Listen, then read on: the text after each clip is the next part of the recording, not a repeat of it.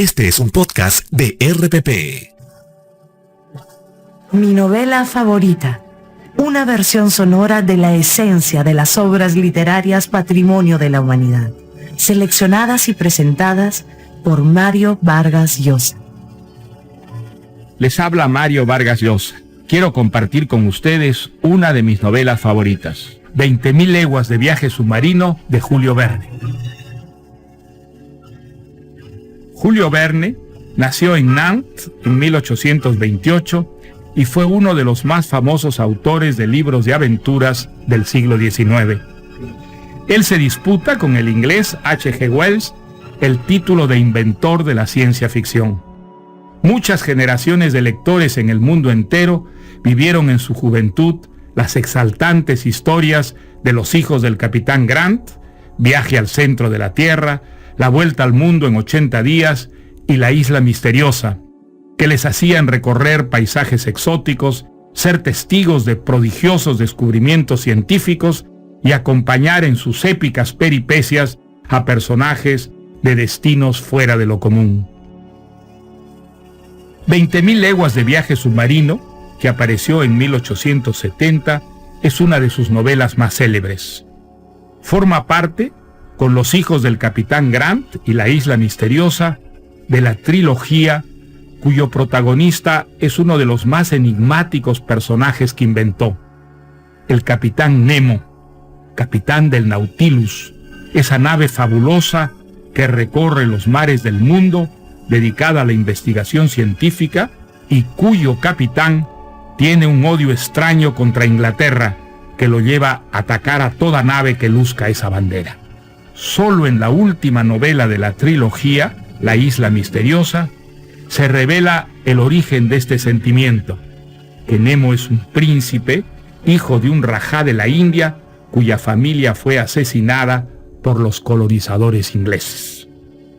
20.000 leguas de viaje submarino comienza con una noticia que alarma a todas las grandes capitales. Diversos buques han dado cuenta de que en sus travesías por los mares del planeta han encontrado un monstruo de proporciones inusitadas y conducta agresiva. Estados Unidos organiza una expedición al mando del comandante Farragut de la fragata Abraham Lincoln para dar caza al monstruo. Se embarcan con él el profesor Aronnax del Museo de París, su criado Conseil y el arponero Ned Land. Naturalmente, el monstruo que buscan es el Nautilus del Capitán Nemo. Las peripecias que viven los cazadores del monstruo, cazados por el Capitán Nemo y encerrados en el Nautilus, son divertidas, terroríficas, legendarias y siempre inesperadas. La nave desciende a grandes profundidades y los viajeros descubren estupefactos los secretos maravillosos y terribles del fondo del océano. La aventura más espectacular que protagonizan es la lucha del Nautilus con un pulpo gigante que apresa al submarino con sus tentáculos y amenaza con destruirlo.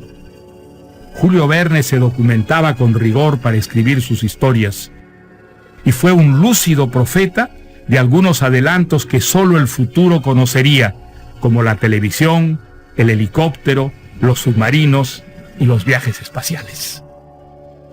Y escuchemos ahora 20.000 leguas de viaje submarino de Julio Verne. Extraños acontecimientos marinos llamaron mucho la atención a mediados del año 1866. Algunos barcos dijeron haberse encontrado con una cosa enorme, en ocasiones fosforescente, infinitamente más grande y rápida que una ballena. Se creyó que se trataba de una nueva leyenda marina, pero existía. Hubo un avistamiento fidedigno el 20 de julio de ese mismo año.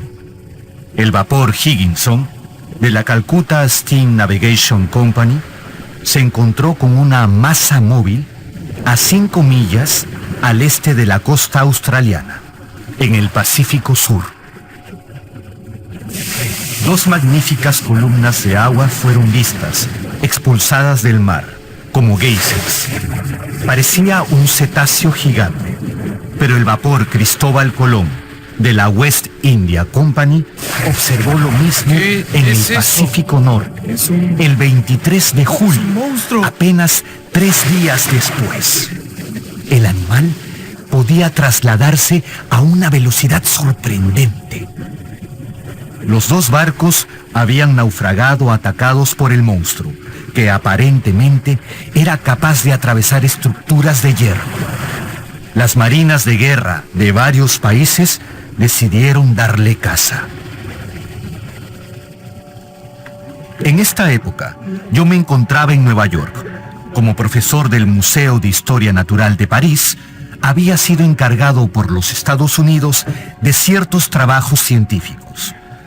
Todos hablaban de la nueva bestia marina, de la necesidad de eliminarla. La rápida fragata Abraham Lincoln fue equipada para darle muerte. Su capitán sería el experimentado comandante Farragut. El New York Herald, para mi sorpresa, pidió mi opinión al respecto. Bueno, tras conocer las diversas hipótesis, debo admitir la existencia de un animal marino de extraordinaria potencia. Probablemente un narval gigante. Narval, sí. Es una especie de curiosa ballena que lleva delante un gran colmillo, propia del Atlántico Norte. La fragata estaba lista para zarpar. La tripulación esperaba inquieta, pero no había a dónde ir a buscar a la bestia. Finalmente, un vapor notificó haberla visto en el Pacífico Norte. Sí, finalmente. Por fin. ¿Cuándo partimos? 3 horas antes de que el Abraham Lincoln zarpara, me había llegado una carta. Señor profesor Pierre Aronnax, si desea unirse a la expedición del Abraham Lincoln, el gobierno de la Unión vería con agrado que Francia estuviera representada en esta empresa. ¡Qué ofrecimiento! Ir en busca del narval gigante. ¡Conseil! ¡Conseil! Conseil era mi doméstico en ese entonces. Un muchacho hábil, fiel y flemático. Joven y con una tenacidad de hierro. Era un especialista empírico en clasificaciones de historia natural. Y un hombre con sentido del humor. ¿Me llamaba, señor? Sí, partimos en 2 horas. Prepáranos. Cuando guste, el señor. Un momentito, Conseil. Se trata de perseguir y dar muerte a aquel narval gigante a bordo de la Lincoln. Me dicen que su capitán no conoce el miedo. Yo tampoco, señor. Bien, bien. La Abraham Lincoln, gran fragata, rápida, bien armada, con una tripulación ávida de ganarse el premio de $2,000 prometido a quien avistara al narval. Pañuelos blancos se agitaron al viento, despidiendo a la Lincoln y a su tripulación exaltada y a su armamento. Y a bordo venía Ned Land, el monarca mundial de los arponeros, canadiense, de una destreza y sangre fría superlativas. 40 años, gran estatura y una potente mirada. Pero este hombre no estaba muy convencido de la existencia de aquel narval. Conozco al narval, profesor. Ninguno podría perforar el casco de un vapor. Le expliqué mi teoría sobre la potencia del cuerno o colmillo frontal del narval gigante. Su narval tendría que estar hecho de planchas de hierro de 8 pulgadas, profesor, y tener un colmillo de acero. Pero Ned, ¡qué imaginación! La fragata volaba y pronto estuvimos en el Pacífico. Abran los ojos. Son $2,000. Nadie comía ni dormía en pos del avistamiento. ¡Eh! ¡La cosa! ¡La cosa! ¡A su talento! La noche estaba oscura, pero el narval fosforecía. La bestia giró 180 grados y vino hacia nosotros con una fuerza tremenda. Disparamos y no se detuvo. Cuando estuvo a tiro de arpón, Ned se lo lanzó. Su lanza rebotó del monstruo como una pluma. Hubo un impacto y volé por los aires. El mar estaba helado, oscuro. Sentí que me hundía. ¡Socorro! ¡Socorro! ¡Socorro! ¡Llamaba el señor! Conseil me salvó la vida. Puse mi brazo sobre su hombro y me ayudó a flotar. ¡Auxilio! ¡Auxilio! ¡Alguien vive! Finalmente escuchamos. ¡Aquí! ¡Aquí! Era Ned Land. Nadamos hacia su voz y lo vimos, parado sobre un islote flotante. ¡Su narval, profesor! ¡Su narval! ¿Ah? ¡Ese metal! ¿Cómo? ¡Metal! ¿Qué? ¡Ese metal! Estábamos sobre una suerte de nave metálica, asombrosa, subacuática, quieta. Nos hacimos de algo como una baranda y así pasamos el breve resto de la noche. Al alba, esta cosa de metal empezó a andar. Por mí, perfecto. Mientras no se hunda. Tras largas horas de incertidumbre, la nave se detuvo. Se abrió una suerte de escotilla y aparecieron dos hombres fornidos. Sin decir ni media palabra, nos introdujeron en el interior de una We were looking for a big well. formidable máquina. Nos encerraron a oscuras, hablando un idioma incomprensible, en una celda pequeña con paredes de metal. Temimos por nuestras vidas, por supuesto, pero nos dieron de comer y al día siguiente de vestir. Con ellos entró un tercer hombre. Adiviné por su actitud que era el capitán de la nave. No era el pirata que yo había imaginado. Era un marino alto, de tez mediterránea, sienes y ojos plateados. Sin duda, era el tipo más admirable que había visto yo en mi vida. Sus rasgos traducían valor, confianza, franqueza, decisión. Verán, las circunstancias los han puesto frente a un hombre que ha cortado toda relación con el mundo. Han venido ustedes a perturbar mi vida. Solo buscábamos un narval gigante. Vamos, señor Aronnax. ¿Va usted a decirme que su fragata no nos hubiera atacado? ¿Nos hubiera respetado al saber que se trataba de una nave y no de un narval?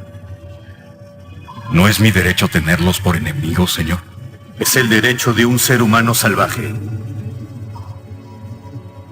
Profesor Aronnax, yo no soy un ser humano civilizado.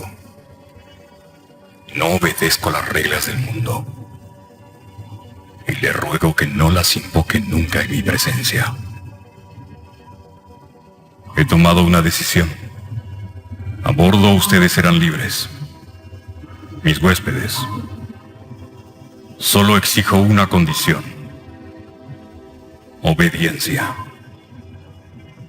Es posible que a veces deba encerrarlos en sus camarotes.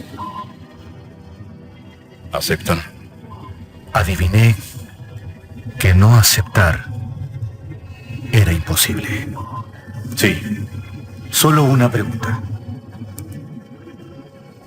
¿Cuándo volveremos a...? Nunca. Nunca, profesor. Nunca volverán a eso que ustedes llaman civilización. ¿Cómo dice? Para usted, profesor Aronnax, sospecho que la travesía no será tan terrible. Entre mis libros hallará el suyo. Su investigación sobre los grandes fondos marinos. Brillante.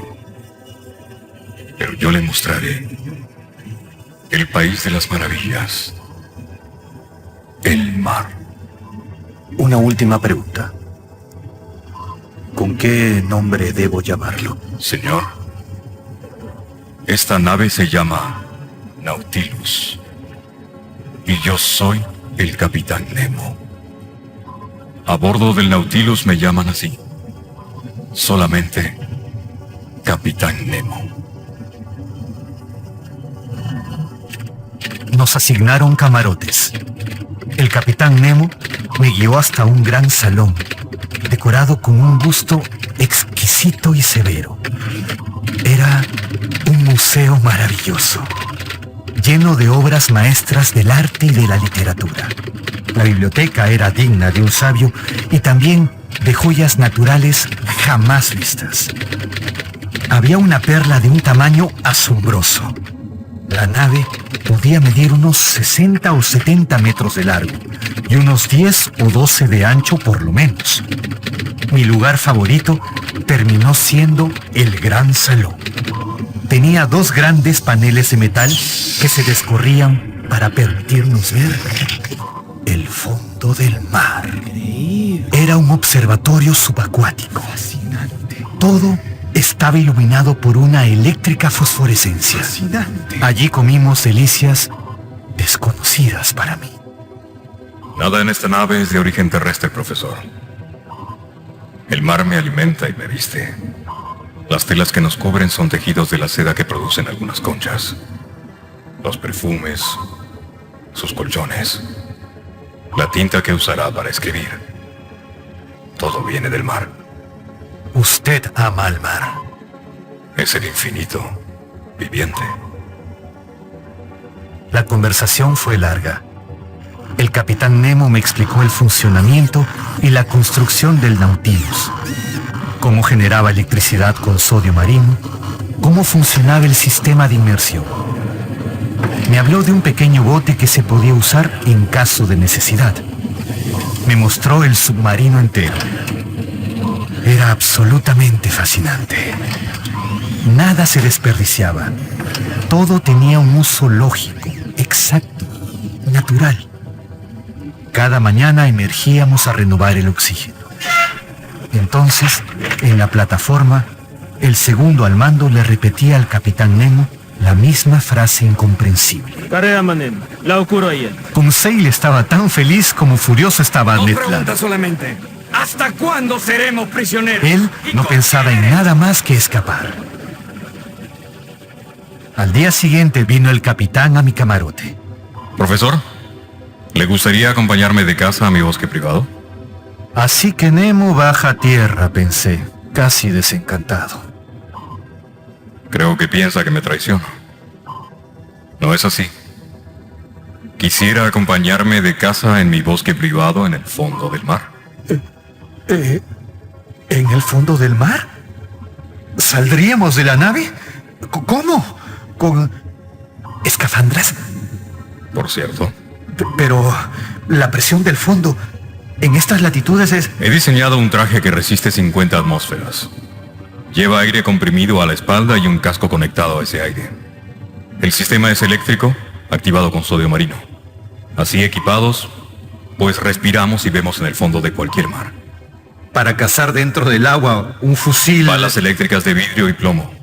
Se disparan a presión. Y cada tiro es mortal. Nos preparamos para salir. Ned no quiso saber nada de esa aventura, pero Conseil, muy entusiasmado, se puso su traje submarino. Una vez vestidos, casi no podíamos movernos. Pero una compuerta se cerró. Oí un claro silbido, y por el cambio de densidad alrededor de mi cuerpo, supe que estaban inundando ese compartimiento. Se abrió otra compuerta y salimos. La luz del sol se filtraba y el agua, tan diáfana, parecía aire. Los peces volaban, los colores entrelazados, prismados por el agua. Eran maravillosos. El capitán Nemo nos hizo una señal y fuimos tras él. Grandes plantas arborescentes formaban el bosque de la cacería. Caminamos felices. Por fin El capitán hizo una señal y nos sentamos a descansar. Yo miraba la cara de Conseil. Estaba radiante y hacía las muecas más graciosas del mundo. Empecé a sentir ese sueño que con frecuencia sienten los buzos. El capitán, tendido en ese lecho cristalino, dormía ya.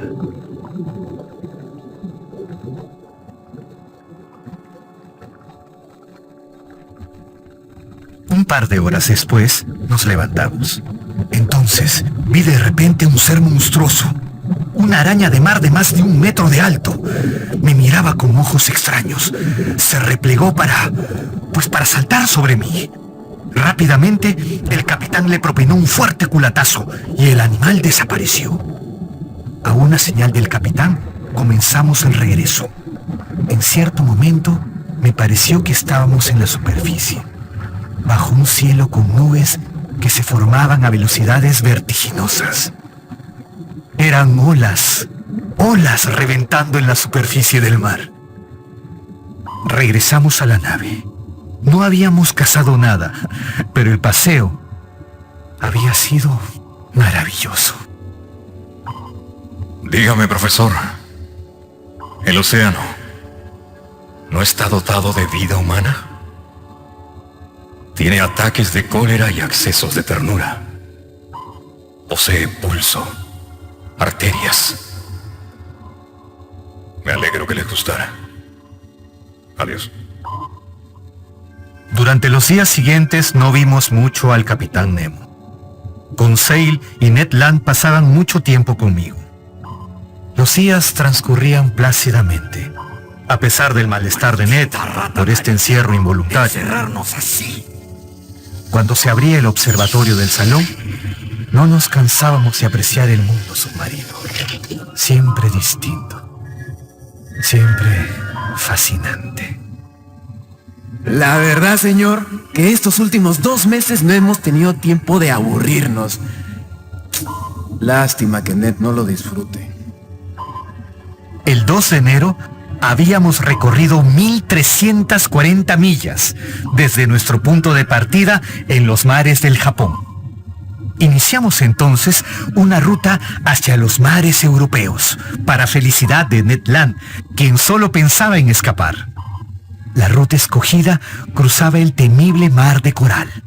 El capitán navegó en persona por esos parajes. Sin embargo, encallamos en las costas de Nueva Guinea.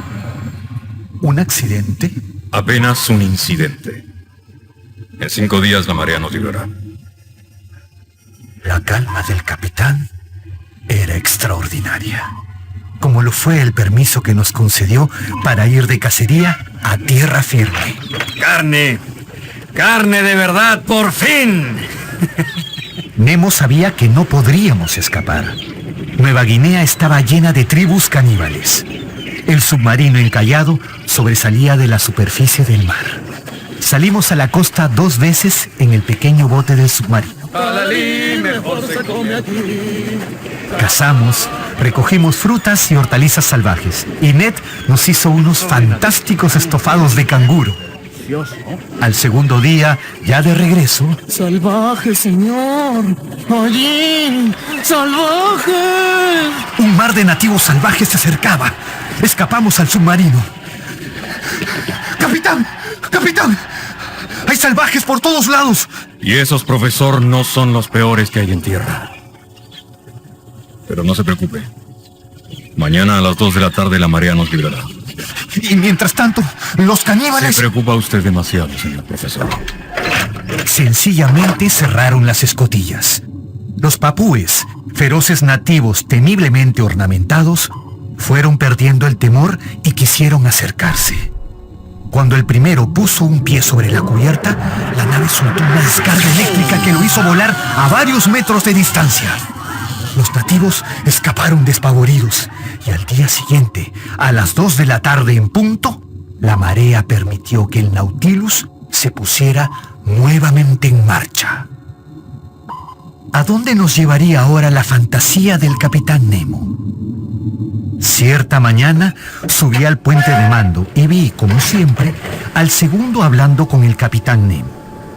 Pensé escuchar la frase de siempre, pero esta vez eran palabras igualmente incomprensibles, pero diferentes.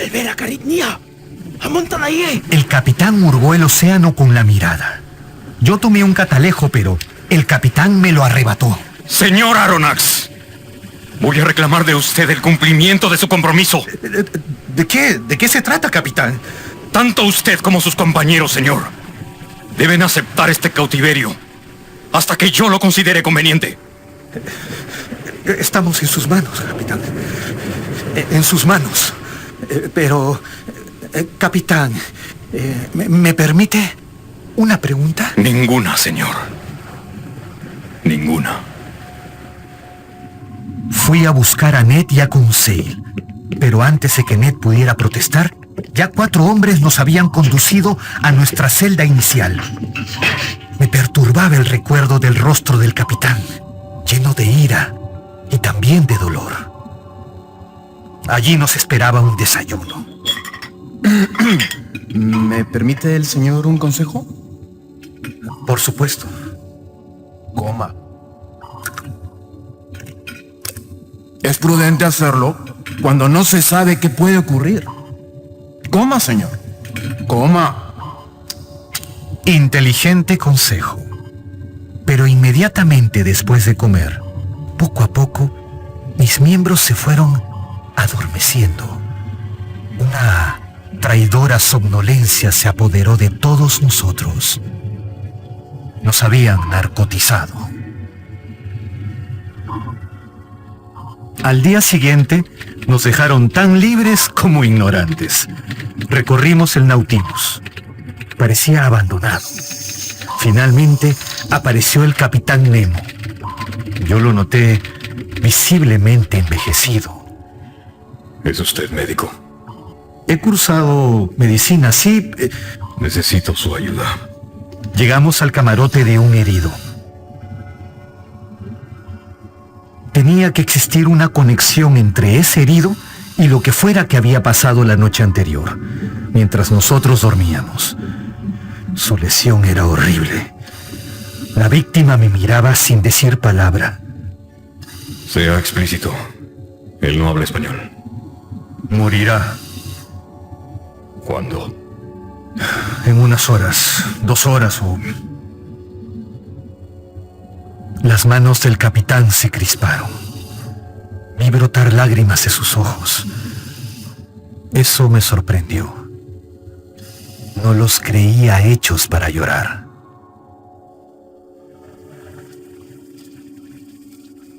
Al día siguiente, en la plataforma, ni bien me vio, me dijo: Profesor, ¿desea hacer una excursión submarina?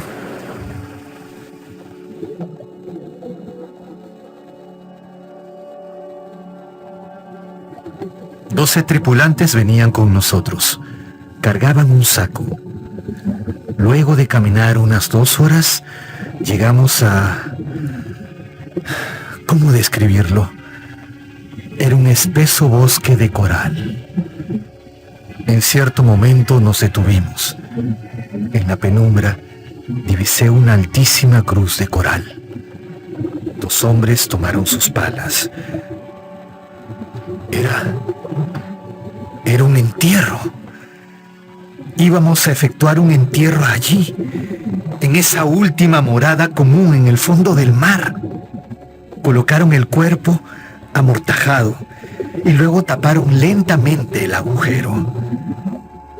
Los marineros posaron sus manos sobre la tumba en un gesto de suprema despedida.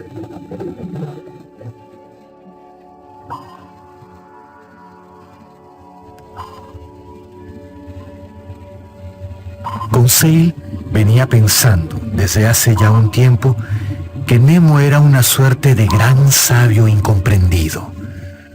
Yo comenzaba a dudarlo. Narcotizarnos. Luego el herido.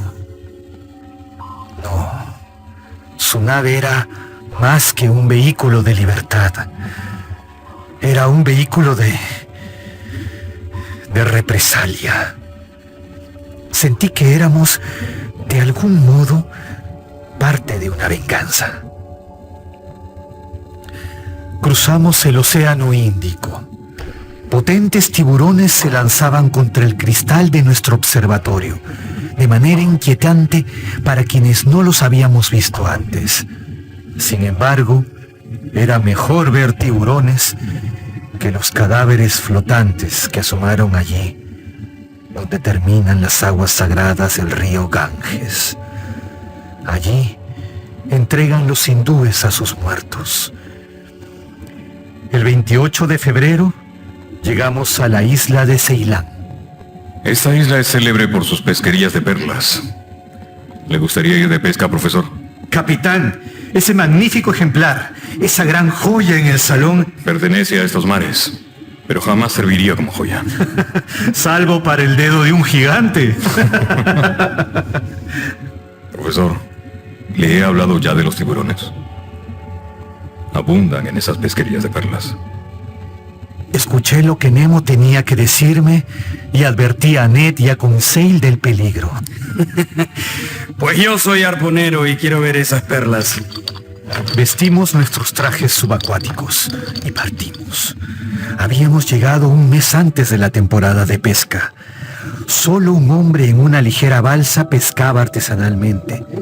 Debajo de esas aguas peligrosas había millas y millas de campos de madreperlas. Ned Land, rebosante de felicidad, se puso a llenar un saco, pero el capitán nos condujo por caprichosos caminos y entramos a una gruta submarina. Allí encontramos una ostra tan grande que hubiera podido servir como pila bautismal. Yo había pensado que, al conducirnos, el capitán nos estaba llevando simplemente para que viéramos esa joya natural. Pero no. Con su cuchillo vulneró suavemente la ostra, que lentamente se abrió, y pudimos ver la más grande y perfecta perla, inestimable por su tamaño y la belleza de su oriente. Quise tocarla, pero el capitán me lo impidió. Entonces comprendí que él era el único que conocía esa gruta y que prácticamente criaba a esa perla, permitiéndole crecer más y más y más. ¿Hasta cuándo? De regreso al Nautilus, avistamos nuevamente a ese pescador y de pronto vimos un enorme escualo, un tiburón, nadando velozmente por encima de nosotros. Iba a atacar al pescador. El capitán Nemo sacó un cuchillo de su cinto y se dispuso a combatir cuerpo a cuerpo con el tiburón. Ned Land también saltó sobre el escualo y entre ambos le dieron muerte. Y pronto vimos los restos de ese feroz pez siendo comidos por otros tiburones.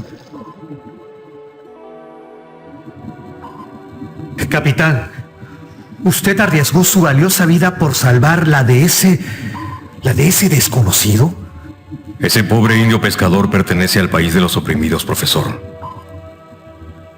Y yo seré siempre un ciudadano de ese país.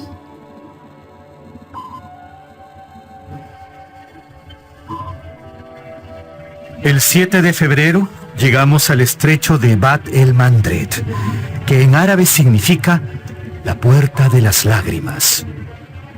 Un día más tarde, acercándonos ya a Suez, el capitán comentó: Brillante idea, profesor, la de su compatriota Lesseps.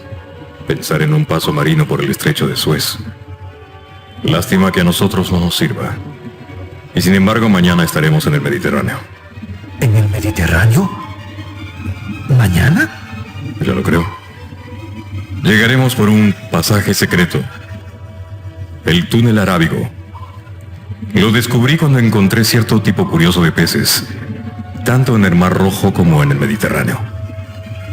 Pesqué algunos en el Mar Rojo y les puse un aro de oro en la cola. Al poco tiempo los encontré en el Mediterráneo. Comprobé así la existencia de un túnel submarino que pasa por debajo de donde Lesseps está construyendo su canal. Cuando se lo conté, Ned Land no lo creyó. Patrañas. Vamos a dar media vuelta, no sé qué hacemos aquí. Hacia las 10 de la noche, acompañé al capitán al puente de mando. Él navegaría en persona por ese túnel. Vi una larga galería, como un túnel muy negro y profundo. El Nautilus se adentró audazmente por él.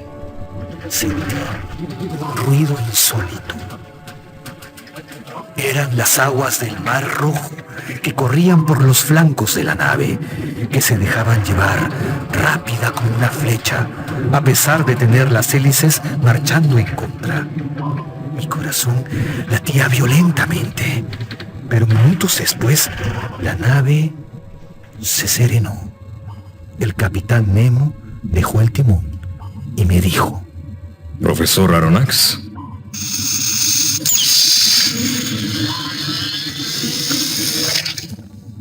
El Mediterráneo. Apenas Ned Land se convenció de dónde estaba, comenzó a planear la fuga.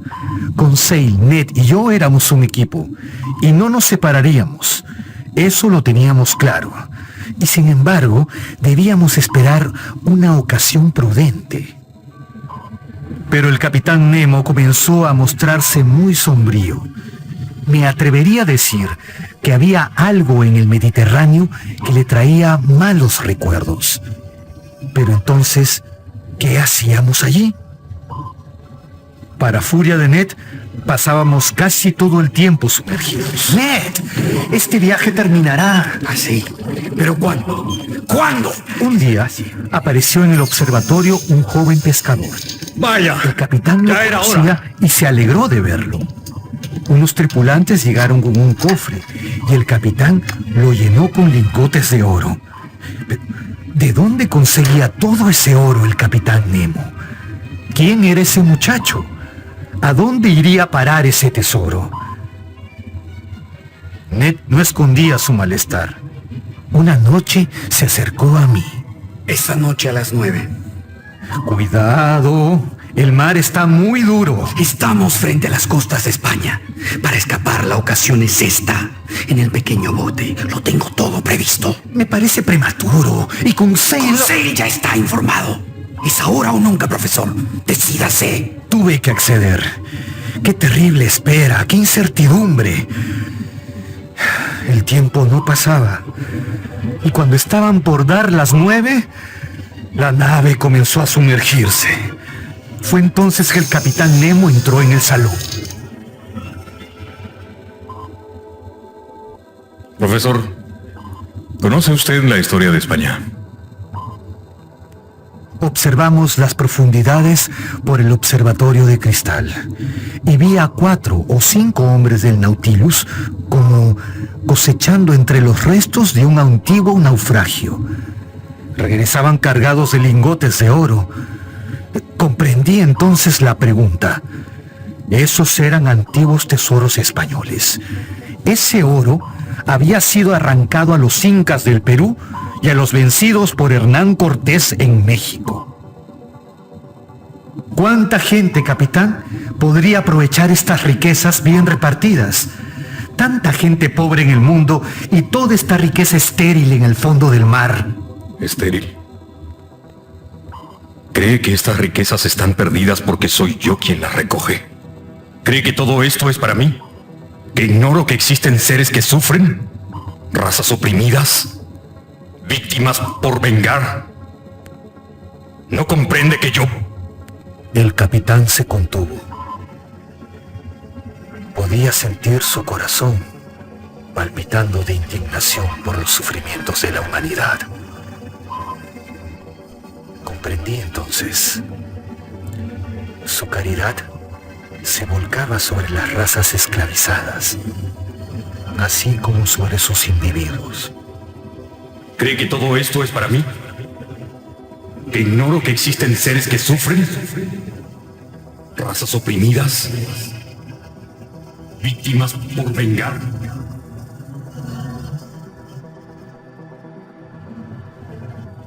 Sé que esta parte de mi relato puede no resultar verosímil, pero no lo he soñado. Lo he visto y sentido. Ned temía que nos dirigiéramos al Pacífico Sur. Y así fue. Dios mío. Tenemos que salir de aquí. Fue entonces cuando escuché por primera vez al capitán tocar el órgano del gran salón.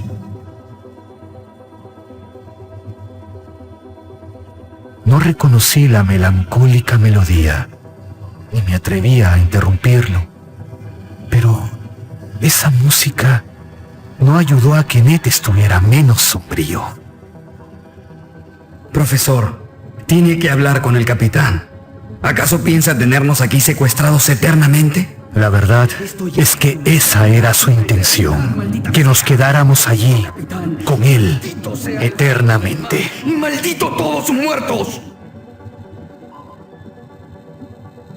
Llegamos al archipiélago de las Lucayas.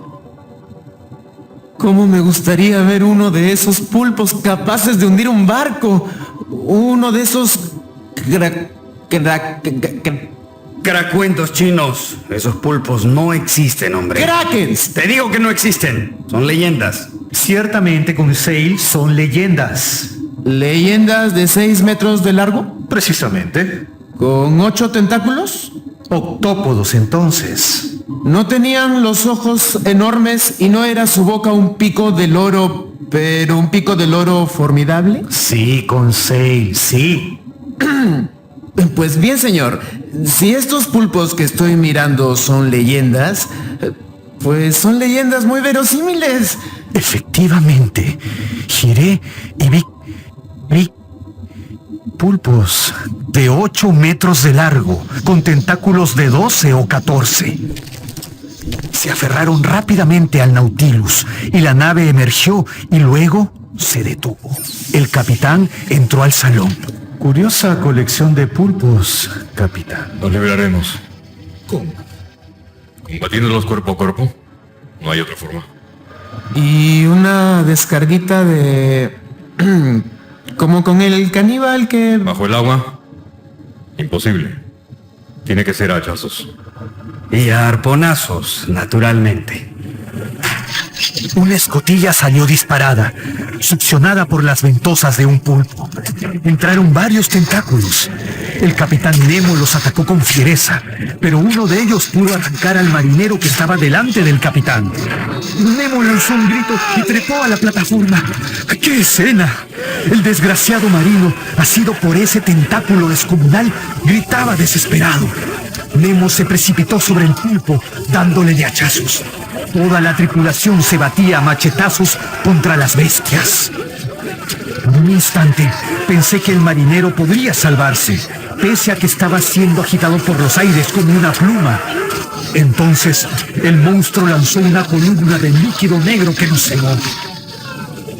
Cuando pudimos ver, el pulpo había desaparecido con el infortunado marinero. 15 minutos había durado el combate. Bañado en sangre, el capitán miró largamente el mar. Gruesas lágrimas corrían de sus ojos. Volvió a su camarote y durante largo tiempo no volví a verlo. Entramos en las corrientes del Golfo y el Nautilus comenzó a vagar. La tristeza, la indecisión y la desesperación del capitán se traducían en la conducta del navío. El Nautilus iba y venía sobre el mar, como un cadáver flotando a la deriva. Pasaban los días y no íbamos a ninguna parte. La incertidumbre era terrible. Cierta mañana oímos un cañonazo lejano. ¿Qué fue eso? Si es un barco, y si está pasando a una milla de aquí, yo me lanzo al agua. El capitán Nemo entró al salón. Nos atacan. Nos defenderemos. Sabrán quiénes somos. Pero capitán, ¿no existe manera de evadirlos? Sumergirse. Sería tan sencillo. Sí, pero no lo voy a hacer. Porque yo soy el oprimido y ese es el opresor. Todo lo que odio está allí. Real o representado. No importa. Está allí. Pero si ellos... ¡Cállese! Por favor. Cállese. Nemo regresó al puente y Ned y Conseil se acercaron a mí. Es ahora. El bote está preparado. Cuando estemos cerca... Ese buque avanzaba hacia nosotros a una velocidad constante, pero el Nautilus se sumergió a todo impulso y me di cuenta de que la intención de Nemo era embestir al navío para destruirlo de un solo golpe. No fue un choque muy fuerte. El Nautilus atravesó al buque como una aguja atraviesa una tela. ¡Por Dios! No pude soportarlo. ¡Por Dios! Corrí al salón y allí encontré al capitán. No me vio. Estaba presenciando el naufragio. Parecía un verdadero arcángel del odio. Observaba al buque hundiéndose, a los náufragos tratando de escapar del agua como hormigas, pero no lo lograban y se iban quedando quietos, inertes, muertos. El enorme buque se hundía y Nemo, en el submarino, mantenía su mirada fija en la matanza. Cuando todo hubo terminado, y todavía sin advertir mi presencia, el capitán Nemo se retiró a su camarote. Yo necesitaba seguirlo. Al entrar, dejó la puerta abierta. Yo necesitaba ver más, saber más de él. En una pared pude ver los retratos de una mujer joven y dos niños pequeños. El capitán Nemo, arrodillado frente al retrato, le extendía los brazos y sollozaba. Y sollozaba, todavía cuando me alejé lentamente y en silencio. Sentí lástima por él y horror. Era venganza, pero ¿se estaba vengando acaso de todo el género humano? Desde aquella masacre, el Nautilus comenzó a parecerme una nave maldita y asesina que navega por las brumas del mar al mando de un capitán fantasma. Una mañana, Ned Land me despertó. Toda la vigilancia ha desaparecido. Será esta noche. Sí, Ned. Esta noche, aunque nos trague el mar. El riesgo es grande. Hay fuerte oleaje. Pero no estaré prisionero un día más. Si me descubren, me dejaré matar. Pues moriremos juntos. Será a las 10. Volví al salón. Temía y también deseaba ver al capitán Nemo. Le di una última mirada a su museo, a todas sus maravillas. Quería fijarlas en mi memoria. Volví a mi camarote a esperar el momento. Poco antes de las 10, cuando estaba por ir a encontrarme con mis compañeros, comencé a escuchar el órgano. El capitán estaba en el salón, sumido en la música, y yo tenía que cruzar por allí para poder escapar. Demoré 10 minutos en hacerlo. Mientras caminaba de puntillas en la penumbra, cada bello sonido de ese órgano me pareció monstruoso. De pronto, el capitán dejó de tocar. Se puso de pie y caminó, acercándose a mí. Pero no me veía. Parecía un espectro. Dios Todopoderoso. Basta. Basta. Esas fueron las últimas palabras que escuché de su boca.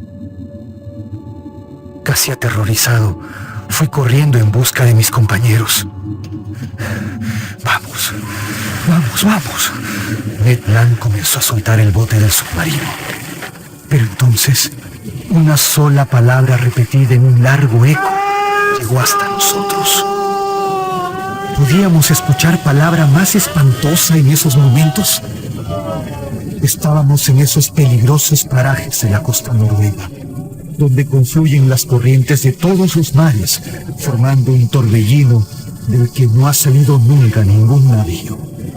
Allí, a esa inmensa espiral de 15 kilómetros de diámetro, era donde el capitán Nemo nos había estado llevando. ¿Voluntariamente? ¿Un suicidio colectivo? Nunca lo sabré. ¡Resistir! ¡Resistir! ¡Sujetándonos nos salvamos! ¡Sujetándonos! ¡Resistir! Neta, no había acabado de decir esto cuando se oyó un fuerte chasquido y el pequeño bote salió disparado con enorme fuerza. Era como una pequeña piedra lanzada por una onda. Mi cabeza golpeó un fierro y no puedo recordar más. Despertamos en la cabaña de un pescador de las Islas Lofoden, en Noruega. Mis compañeros, los dos, estaban cerca. Es aquí, entre estas buenas gentes que nos han recogido, que estoy escribiendo estas notas. ¿Alguien me creerá? No lo sé. Poco importa. ¿Qué habrá sido del Nautilus? ¿Resistiría el abrazo del Maelstrom? ¿Seguirá vivo el capitán Nemo? ¿Cuál será su verdadero nombre? ¿Su historia real? ¿Su nacionalidad auténtica? No lo sabré nunca. Pero ojalá que el odio se haya apaciguado en su feroz corazón. Tal vez el Nautilus triunfó una vez más, donde todas las otras naves perecieron. Pero tal vez, solo tal vez, el misterioso capitán Nemo finalmente esté en paz. En paz y en casa. En casa. En el fondo del mar. Hemos escuchado 20.000 leguas de viaje submarino, una de mis novelas favoritas. Estuvo con ustedes Mario Vargas Llosa. Mi novela favorita. La esencia de las más grandes obras literarias de la humanidad, seleccionadas y presentadas por Mario Vargas Llosa. Con Eric García, Oscar Carrillo y Samuel Dávalos. Adaptación de Karin Spanu. Dirección general, Alonso Alegría. Es una producción del grupo RPP del Perú. Escucha más capítulos como este y otros podcasts en RPP, sección podcast.